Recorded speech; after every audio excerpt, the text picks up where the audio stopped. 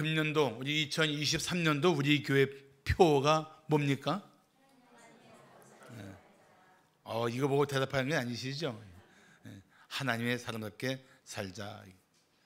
그래서 요즘 제가 주일마다 드리는 설교는 하나님의 사람답게 살기 위해서 어떻게 할 것인가를 말씀하고 있는 겁니다.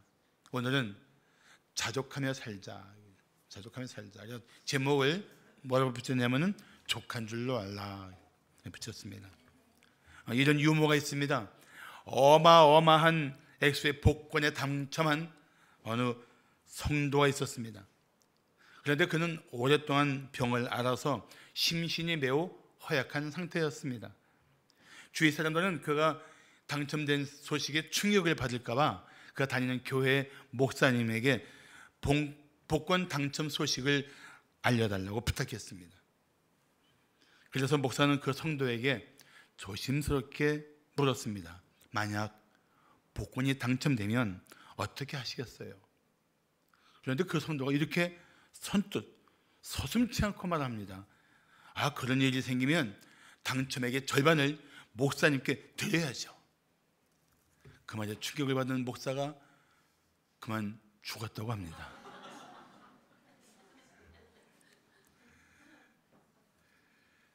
참 웃기는 얘기인데 웃기만 하기는 참 씁쓸한 뒷맛이 있는 유머입니다. 저는 사실 매주일 후에 우리 행정간사에게 우리 성도들 이름과 그 헌금 대원들을 이렇게 받습니다. 보면서 우리 성도들을 위해서 축복하는 기도를 하는 게 제 주중을 시작할 때 일과 중에 하나입니다. 그런데 정말 그 헌금을 하나하나 개인 이름을 보면서 보다 보면은 정말 우리 예수 그리스도를 감동시키신 그 과부의 두렙돈 같은 헌금도 있습니다. 그런가 하면 정말 그 성도들의 사정을 제가 얼마가는 아는데 힘에 지나도록 헌금하는 분들도 있습니다. 어떻게 이렇게 헌금이 가능할까 싶을 정도의 헌금도 들어옵니다. 저는 그걸 보면서 이렇게 힘에 지나도록 헌금할 수 있는 이유가 무엇일까를 한번 정리해 봤습니다. 그 큰 금액이 삶의 현장에서 얼마나 필요한데 절박한 상황에서는 그 하나가 헌금으로 빠져나가는 순간에 얼마나 그 빈자리가 공포감을 줄 텐데 그렇게 헌금을 할 수 있을까? 이거 있어서 내는 건 절대 아닙니다, 여러분. 정말 헌금은 절대 믿음의 분량이에요. 어떻게 헌금이 가능할까? 저는 두 가지를 생각했어요. 하나는 하나님의 은혜에 대한 넘치는 감사 때문이구나. 그 은혜에 대한 감사가 너무 넘치니까 이렇게 드릴 수 있는 힘이 있구나. 또 하나는 지금 소유한 것을 의지하지 않고 공급하시는 하나님을 향한 큰 믿음 때문에 이런 헌금이 가능하겠구나. 저는 그런 생각해요. 그런데 그렇게 헌금하는 성도들의 삶을 눈여겨보면 거기에 여러 공통점 중에 하나를 주목할 수 있습니다. 뭐냐면은 자족하는 삶이에요. 자족하는 삶. 있으면 있는 대로, 없으면 없는 대로 자족하는 삶을 사는 분들이더라고요, 보니까. 바울이 고린도 교회 성도들에게 마게도냐 교회들의 이야기를 자랑스럽게 전하고 있습니다. 자, 고린도후서 8장 1절 2절을 보시면 형제들아, 고린도 교회 성도들에게 하는 말이에요. 하나님께서 마게도냐 교회들에게 주신 은혜를 우리가 너희에게 알리노니. 자, 어떤 은혜일까요? 환난의 많은 시련 가운데서 그들의 넘치는 기쁨과 극심한 가난이 그들의 풍성한 연보를 넘치도록 하게 하였느니라. 우리의 상상을 초월한 은혜입니다. 우리 생각에는 어떤 게 은혜예요? 환난의 많은 시련이 있고 또 극심한 가난이 있는데 하나님이 은혜를 주셔서 환난 싹 사라지고 그 가난했던 삶이 부자 됐다. 우리는 이런 은혜를 기대합니다. 그런데 바울이 자랑하는 은혜는 그게 아니었어요. 마게도냐 교회들이 받은 은혜는 그런데도 불구하고 하나님 앞에 넘치는 연보를 힘이 지내도록 드렸다는 거예요. 저는 이 말씀을 보면서 우리가 하나님께 드릴 수 있는 것도 은혜로구나.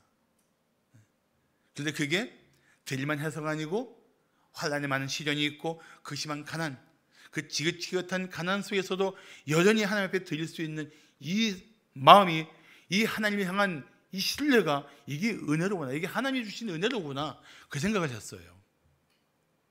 제 말에 동의하십니까? 감사합니다. 물론 하나님이 복을 주셔서 성도들이 필요를 충분히 채우고 사는 것은 정말 복된 일이고 저는 그것은 굉장히 중요한 은혜라고 생각합니다. 그래서 저는 목사로서 우리 성도들의 산업이 잘 되기를 축복합니다. 그리고 하나님이 주신 복을 누리면서 하나님의 영광을 위해 살기를 축복합니다. 할렐루야. 정말 그래요. 여기 우리 아주 탁월한 사업가 우리 정철웅 집사님도 와 계시지만 난 하나님이 주시는 특별한 지혜로 저렇게 하나님 앞에서 은혜를 입고 사업 번성하는 거 보면 대단하다. 거기 내 기도가 있는 거 잊지 마세요. 하나님이 하신단 말이죠. 그렇지만 성도는 또한 많은 시련과 그 심한 가난 중에도 하나님께 드릴 수 있는 그 은혜를 잊지 말아야 할 것입니다. 자, 그렇다면 자족하는 성도에게 어떤 이익이 있을까요? 자족하는 성도에게 있는 이익, 첫째, 경건한 삶을 살 수 있습니다. 자족하는 성도에게는 어떤 은혜가 있냐면은 경건한 삶을 살 수가 있어요. 자족하는 성도들은 가난한 중에도 불평하거나 원망하지 않습니다. 그냥 자기 삶을 하나님께 다 맡기고 주신 것에 감사할 수 있습니다. 그래서 이런 고백이 가능합니다. 하나님, 이것조차 하나님의 은혜입니다. 그 은혜의식이 막 자기 마음을 사로잡으면 이런 고백도 가능합니다. 주님, 그래도 지금 제게 주신 은혜는 과분합니다. 이런 고백이 가능해요. 그냥 드리는 말씀이 아니고 우리 성도들 중에 그런 고백을 하며 살아가는 분들이 많거든요. 그분들이 고백을 전해드리는 거예요. 자족하는 성도는 절대 부자 앞에서 비굴하지 않습니다. 자신이 부유해져도 사치하지 않고 자만하지 않습니다. 결코 재물을 의지하지 않습니다. 오로지 날마다 필요를 채우시고 자기 삶을 그 계획하신 대로 선하신 대로 이끌어 가시는 하나님을 더 의지합니다. 그게 자족하는 성도의 특징이에요. 그래서 자족하는 성도는 이 세상의 일로 좌우되지 않고 그 마음이 하나님과 관계 속에서 경건한 삶을 살 수 있는 신령한 힘이 생기는 것입니다. 자, 오늘 본문 6절을 보시면 자족하는 마음이 있으면 경건은 큰 이익이 된다고 말씀하고 있습니다.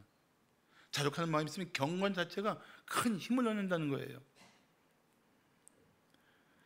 그래서 경건한 성도는 재물의 영향을 받지 않습니다. 본래 하나님이 우리를 창조하실 때 우리를 어떤 존재로 창조하셨냐면은 우리 코에 생기를 불어넣어서 우리를 살아있는 영적 존재를 만드신 하나님이 우리 하나님만으로 만족할 수 있는 존재로 만드신 유일한 피조물이 인간이에요. 세상의 물질과 조건에 지배받지 않고 하나님만으로 만족할 수 있도록 지어진 존재, 그런 하나님과 인격적인 관계 속에서 살도록 만들어진 존재, 그 인간이란 말이죠. 우리예요. 우리가 그런 탁월한 존재입니다. 그런데 영적으로 공허하니까 자꾸 물질을 의지하게 되는 거예요. 하나님 관계가 약하니까 세상을 더 두리번거리면서 자꾸 바라보게 되는 거예요.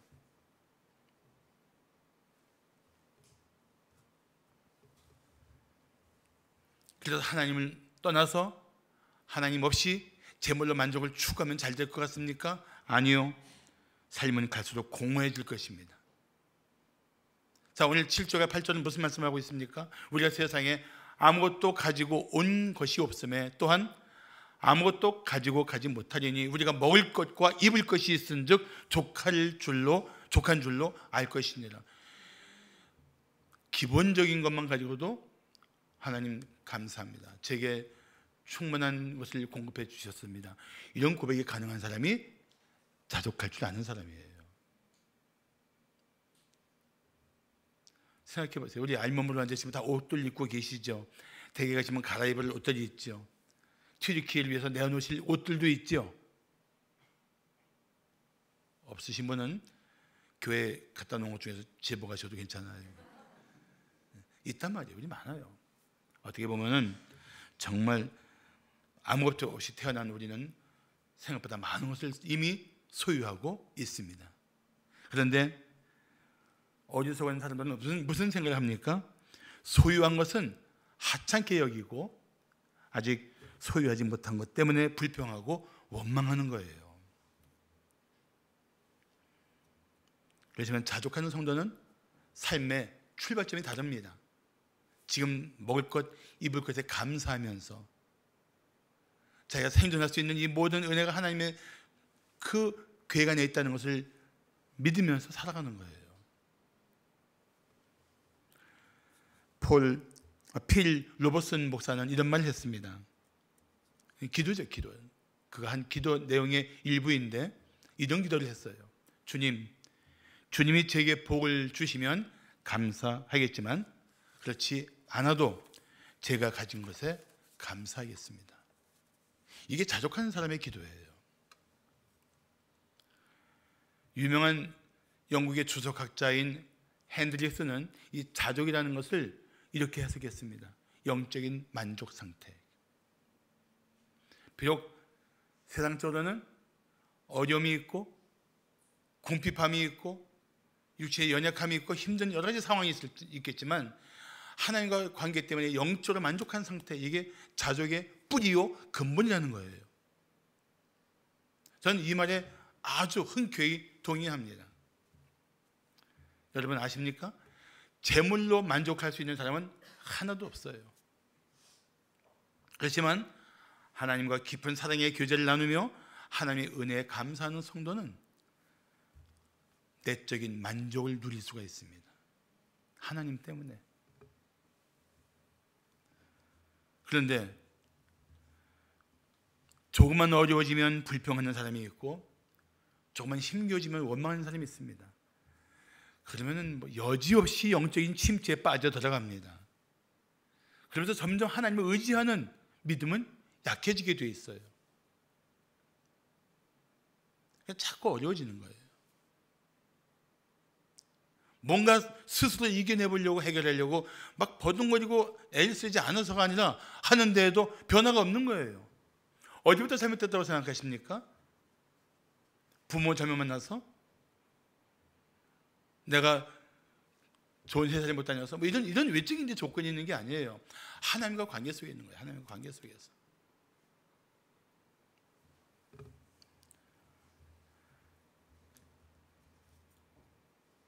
그럼 어떻게 해야 할까요? 저는 먼저 지금까지 하나님이 주신 은혜에 감사하는 것부터 시작해야 된다고 생각합니다. 지금 여러분이 받은 것, 누리는 것, 그 감사하는 마음을 먼저 찾아내셔야 돼요. 회복하셔야 됩니다. 오늘 우리가 무슨 찬송했습니까? 복을 세워보아라. 이 찬송은 복을 낸다고 복을 찬송이라. 복을 찬송. 복을 찬송. 근데 세워보란 말이에요. 지금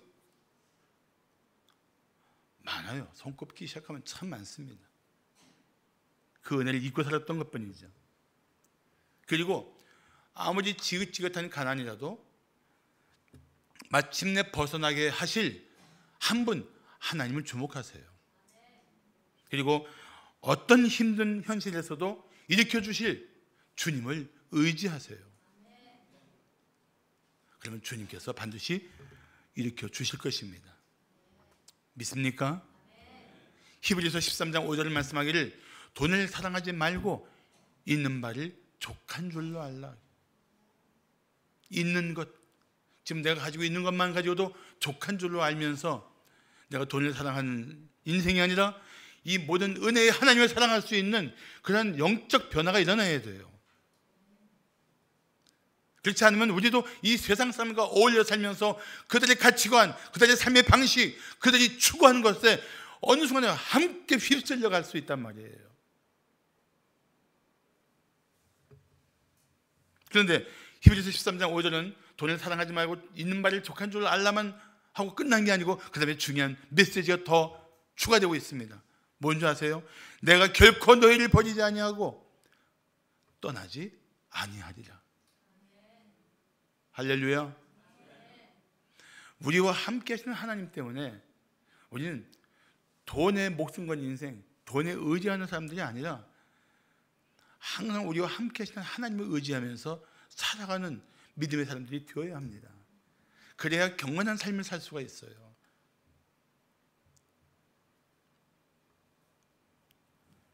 사랑하는 성도 여러분,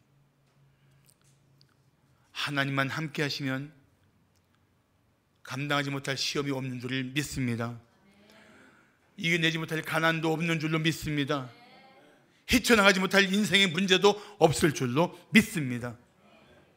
자, 자족하는 성도에게 어떤 은혜가 이익이 있을까요? 둘째, 부하려는 유혹을 물리칠 수 있습니다. 자족하면은 부하게 되려는 이 마음뿌리 깊은 데서 나오는 이 욕심을 이겨낼 수가 있어요. 어느 아내가 남편에게 문자를 보냈습니다. 지금, 현금, 입금. 남편이 답장이 왔어요. 방금, 조금, 송금. 이 금자로 끝나는 게 이 배금주의, 이 돈만 있으면 된다는 의식이 너무나 팽배해 있어요. 물론 돈 보내달라고 착착 보내주는 남편은 대단한 남편이죠. 능력이 있는 거죠. 물론 세상을 살면서 돈이 얼마나 필요합니까? 돈이 필요 없다는 게 아닙니다. 저는 돈을 벌기 위해서 수단과 방법을 가리지 않으면 그것이 자기 인생을 파멸에 빠뜨릴 수 있는 원인이 된다는 것을 말씀드리고 싶은 거예요. 그건 제 얘기가 아니고 성경이 말씀하고 있는 것입니다. 자, 9절을 보시면 부하려 하는 자들은 시험과 올무와 여러 가지 어리석고 해로운 욕심에 떨어지나니 그 사람으로 파멸과 멸망에 빠지게 하는 것이라. 쉽게 말하면 무슨 뜻입니까? 쉽게 돈을 벌려고 하다가 보면 시험과 올무와 욕심에 떨어져서 결국은 파멸에 이르게 된다. 그런 뜻 아닙니까? 그걸 말씀해 주고 있는 거예요. 많은 사람이 부자가 되려는 욕망의 늪에 빠져 살고 있습니다. 제가 질문 하나 할까요? 자, 부자와 가난한 사람 중에 누가 더 재물의 유혹을 쉽게 받을까요? 부자와 가난한 사람 중에 누가 더 재물의 유혹을 쉽게 받을까요? 1번 부자, 2번 가난한 사람. 나머지 손 안 든 분들은 뭐예요? 사실 중요한 것은 누가 재물의 유혹에 쉽게 빠지냐고는 욕심 많은 사람이 빠져요. 부자라도 자족하는 사람은 그렇게 쉽게 욕심에 빠져들지 않습니다. 그렇게 헛된 욕심 때문에 좌우되지 않습니다. 그런데 너무 쉽게 부자가 되려고 하다가 욕심의 늪에 빠지고 파멸에 이르는 것입니다. 너무 그냥 쉽게 돈 벌려는 그 자체가 이미 자신을 파멸의 늪으로 가게 하고 있는 거예요. 비록 가난해도 하나님의 사람은 절대 쉽게 돈 벌려고 하지 않습니다. 왜냐하면 부유하게 하시는 하나님에 대한 믿음 때문입니다. 때로 멀고 험한 길을 가더라도 하나님의 뜻을 따라 묵묵히 살아갑니다. 세상 사람 보기에는 참 미련해 보이지만 사실은 하나님을 기쁘게 하는 믿음의 사람의 행보인 것입니다. 잠언 28장 20절을 말씀하기를 속히 부하고자 하는 자는 형벌을 면하지 못하리라고 경고하고 있습니다. 유머인데 쉽게 1억을 버는 책이라고는 버는 법이라는 책이 있습니다. 쉽게 1억을 버는 법. 근데 그 책에는 부록이 있어요. 그 부록의 제목을 읽었습니다. 슬기로운 교도소 생활. 쉽게 돈 벌려다가 고통스러운 대가를 치를 수 있다는 유머입니다. 그래서 우리 성도들은 살면서 누군가가 쉽게 돈을 벌 수 있다는 말을 하면 귀를 막아야 합니다. 작은 투자로 떼돈을 벌 수 있다는 말을 하면 이게 내 마음을 흔드는 유혹이구나 하고 단호하게 뿌리쳐야 합니다. 아무리 큰 돈을 벌 수 있다 할지라도 바르게 벌지 않은 것이면 그거는 절대 눈길도 주지 말아야 합니다. 그건 재물이 재앙이 될 수 있어요. 만일 누가 이렇게 큰 돈을 벌 수 있는 기회인데 왜 포기하십니까? 라고 물으면 웃으면서 이렇게 대답해 하시면 됩니다. 제가 예수를 믿기 때문입니다. 잠언 16장 9절을 말씀하기를 적은 소득이 공의를 겸하면 많은 소득이 불의를 겸한 것보다 나으니라고 말합니다. 성도가 얻은 소득이 적으냐 많으냐가 중요한 것이 아니고 이게 정말 하나님 보시기에 의로운 것이냐 불의한 것이냐 이게 더 중요하다는 거예요. 우리 가치는 거기에 있는 거예요. 물론 이런 설교를 들으면서도 속으로 그래도 돈은 있어야 돼 라는 분이 있을 수 있어요. 그래서 당장 나가면 지금 돈 해결해야 될 문제가 여러분 마음을 지금 짓누르고 있을 수도 있어요. 당장 내일 갚을 돈에 대한 그런 긴장이 여러분 마음을 막 욱질 수도 있어요. 그렇지만 그럴수록 우리는 욕심에 이끌리거나 이런 문제를 풀기 위한 세상적인 방법에 빠져들면 안 된다는 거예요. 그럴수록 하나님의 의지에 사는 하나님의 사람답게 길을 묻고 하나님의 도우심을 구하면서 앞으로 한 걸음씩 나갈 줄 알아야 되는 것입니다. 그래야 되는 거예요. 사랑하는 성도 여러분, 세상 속에 나가서 악한 지혜로 돈을 모으는 사람들과 절대 어울리지 마십시오. 어떤 상황에도 쉽게 돈을 벌 수 있다는 유혹은 뿌리쳐야 합니다. 자족하는 사람은 이 유혹을 이길 수 있는 내적인 힘이 있어요. 영적인 권세가 있습니다. 그런 성도들이 되기를 축복합니다. 마지막으로 자족하는 성도에게 어떤 이익이 있을까요? 셋째, 흔들리지 않는 믿음을 지킬 수 있습니다. 어떤 믿음이요? 그렇습니다. 흔들리지 않는 믿음. 사실 사도 바울은 자족하는 삶을 살았던 인생의 모델입니다. 자, 빌립보서 4장 11절부터 13절을 보시면 바울이 이런 고백합니다. 내가는 바울이에요. 바울이 고백하기를 내가 궁핍함으로 말하는 것이 아니라 어떠한 형편에든지 나는 자족하기를 배웠노니 나는 비천에 처할 줄도 알고 풍부에 처할 줄도 알아.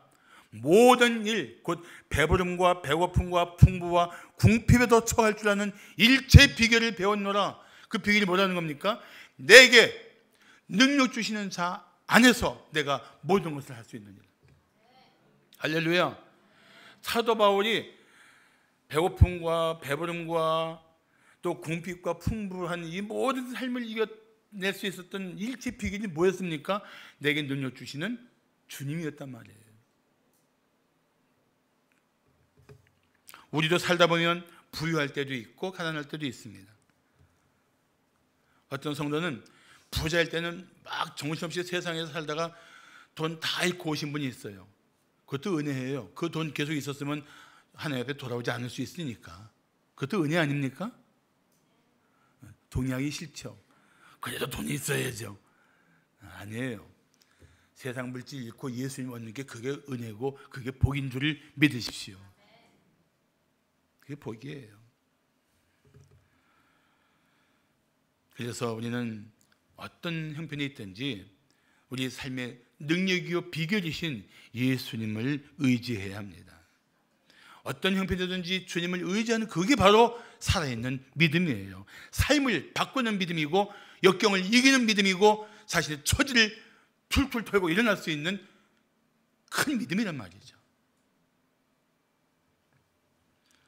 일용할 양식을 예수님께서 우리에게 가르쳐 주셨습니다. 아니 이왕이면 좀 크게 쓰시지, 일용할 양식을 위해 기도하라고 하신 거예요. 그런데 사실 이 일용할 양식을 위해 기도하는 게 이게 큰 믿음이 있을 때만 가능한 기도입니다. 오늘 딱 먹을 거 오늘 거밖에 없어요. 내일 어떻게 먹고 살지, 이 걱정을 이겨낼 수 있는 게 뭐예요? 하나님의 공급에 대한 절대 신뢰거든요. 그러니까 일용할 양식을 위해 기도한 이 기도는 정말 큰 믿음의 기도예요. 어제도 나를 먹이시고 오늘도 주신 하나님이 내일도 주실 것이다. 내 평생에 끊임없이 내 삶의 필요를 채우시고 넘치게 하실 것이다. 이 믿음이란 말이죠. 이스라엘 백성들이 광야에서 얼마나 수시로 원망하고 불평합니까? 근데 그 불평의 내용이 뭐예요? 하나입니다. 먹고 마시는 거예요. 먹을 게 없어요. 마실 게 없어요. 그게 불평인 거예요. 그 불평은 광야에서도 능히 생존하게 하시는 하나님에 대한 불신앙 때문에 나오는 겁니다. 오히려 그들은 이렇게 부르짖어야 했습니다. 하나님, 비록 이 광야가 메마르고 고통스러워도 날마다 살아갈 수 있는 힘을 주시옵소서. 그렇게 기도해야죠. 광야에서 농사도 지을 수 없고 먹을 것도 없는 생산시설도 전혀 없는 그런 철저히 하나님의 은혜가 없이는 생존 불가한 땅에서 누굴 의지할 거예요? 하나님을 의지해야죠. 살아계신 하나님을. 오늘 뉴스 보니까 정말 절박한 상황에서 의지할 수 있는 친지나 친척이 있는 사람이 몇인가를 조사했는데 10명 중에 2명이 겨우 되는 거예요. 무슨 일이 있으면 누구도 의지할 곳이 없는 막막한 사람들이 너무 많은 거예요. 근데 우리는 사람도 할 수 없는 큰 능력으로 우리를 도울 수 있는 절대적이신 하나님이 계시잖아요. 그 하나님이 여러분을 보살핀다는 사실을 믿습니까? 아멘. 믿어야 돼요. 여러분이 아멘 소리가 적어도 나는 믿기를 축복합니다. 믿어야 돼요. 그래도 믿어야 돼요.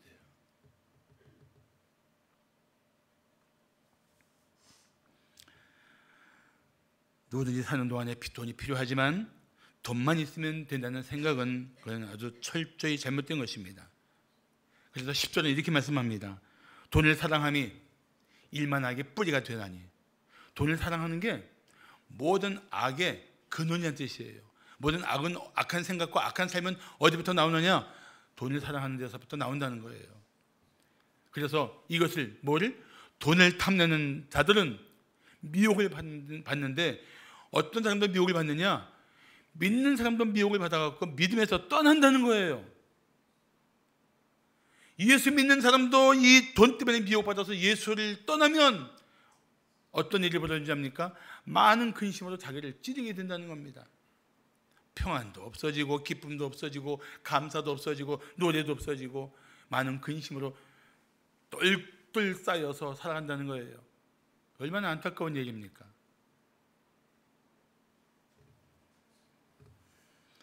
성경의 경고를 듣는 귀가 열리기를 축복합니다. 성경은 지금 경고하고 있는 거예요. 돈은 그 자체가 악한 것도 선한 것도 아니지만 돈을 사랑하는 것은, 하나님보다 돈을 사랑하는 것은, 사람보다 돈을 더 중요하게 여기는 것은 철저히 자신을 파멸에 이르게 하는 죄악입니다. 결국 돈을 탐내면 미혹에 빠집니다. 그만큼 돈의 미혹은 강력한 힘이 있어요. 메시지 성경은 10절을 이렇게 아주 쉽게 번역했는데 한번 들어보시겠습니까? 돈에 대한 욕심은 괴로움만 안겨줄 뿐입니다. 그 길로 내려가다가 믿음에서 완전히 벗어나서 몹시 후회하며 사는 사람들이 돌아 있습니다. 무슨 말씀입니까? 믿음 지키라는 거예요. 가난해도 믿음 지키고, 힘겨운 삶의 현장에서도 믿음 지키고, 무슨 일이 있어도 믿음 지키고, 믿음으로 이겨내라는 겁니다. 자족한 사람은 이 믿음을 지킬 수 있는 영적인 힘이 있어요. 사랑하는 성도 여러분, 이 광야 같은 세상을 사는 동안에 자족하는 마음으로 모든 유혹을 뿌리치고 믿음으로 승리하기를 축복합니다.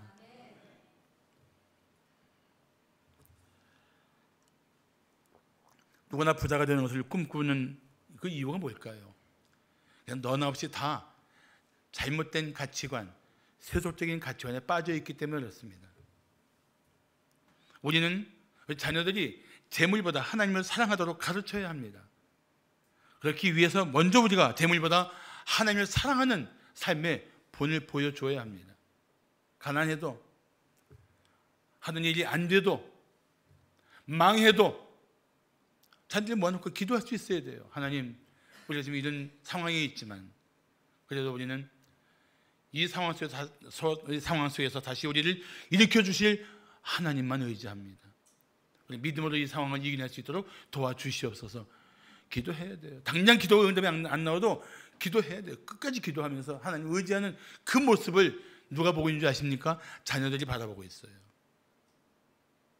그래서 그 안에 믿음의 씨가 내리기 시작하는 겁니다. 뿌리 내리기 시작하는 거예요.